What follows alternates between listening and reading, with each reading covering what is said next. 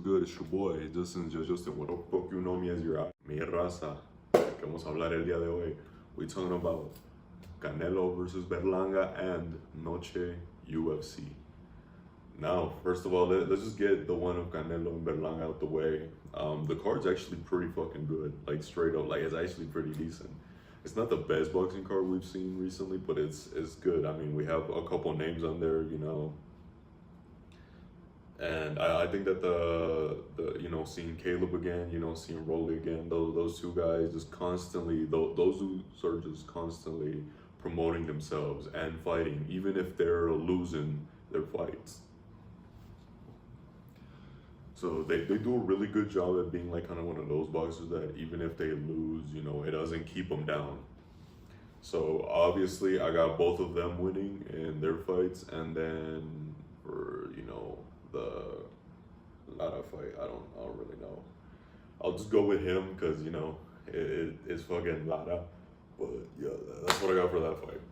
Now, when it comes to the main event, Canelo versus Berlanga, I have a little theory which I'm not going to talk about in this video. But if you want to listen to the theory, it is in the description below. So go click on that after this video is done if you want to hear what my theory on the fight is as to why Canelo took the fight against Berlanga. I was actually originally gonna say like, oh, Canelo is gonna, because my prediction is Canelo. It's always been Canelo.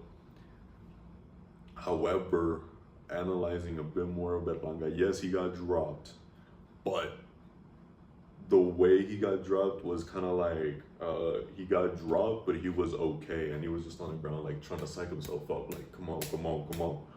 He has, from what we've seen, a good chin. It's not like he has a shitty chin, you know what I mean? The only thing with Berlanga is that his skill ain't there. And I saw an interview he did with Kamaru Usman and Henry Cejudo, and he basically says the same thing in a lot of his interviews, I feel like, just even from that interaction. But he's given everything into this fight. So I think he's going to be one of the opponents. I mean, then again, a lot of Canelo's opponents recently have been showing up, whereas back in the day, they just wouldn't show up at all. It definitely wouldn't be the best version of them, and they wouldn't show up on the night.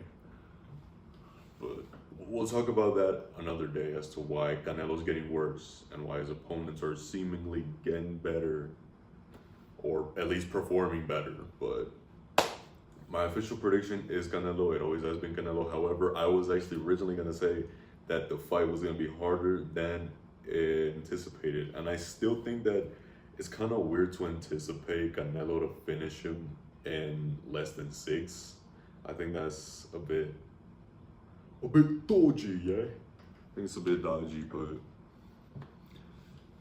looking at him yesterday has completely changed my mind on it. I thought that maybe Canelo wasn't gonna stop him or make it way too difficult for himself for whatever reason. Because his fighting style is also kind of a little bit different nowadays. Because back in the days, he was a marauder. He would just walk you down, cut off the ring a bit, and then just throw up a high guard.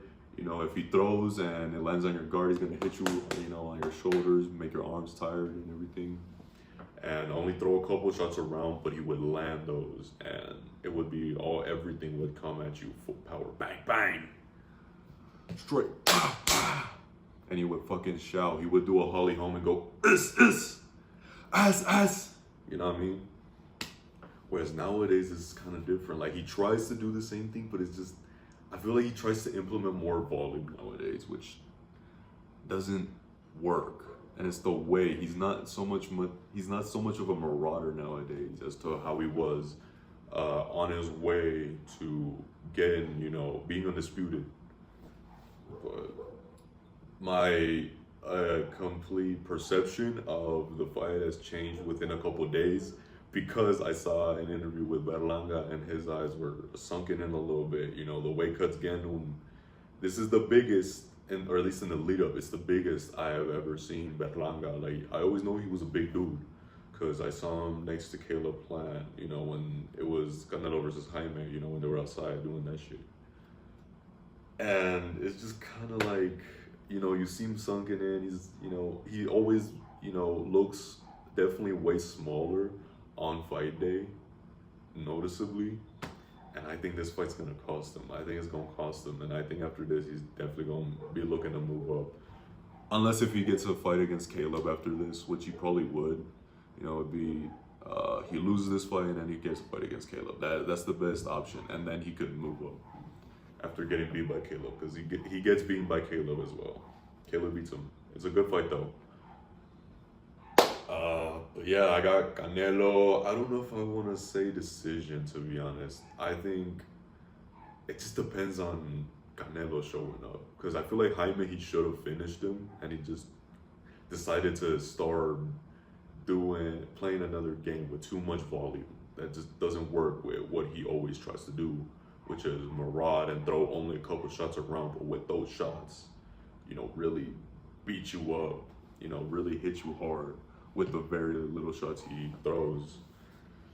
So I'll stick to Canelo's very own prediction. Within 8 or 9 rounds, he will TKO him. He's gonna TKO his ass. I think that Berlanga will show that he has a good chin and will get up, but I think that eventually, his body won't be able to respond, and then you would see him like with his eyes wide open, and he would be like, trying to get up and really try hard, but not beat the count. Que no te dije que suscribiera, no te dije que le dieras like. Te voy a encontrar, maldita sea. Dale subscription right now, my friend. Thank you very much.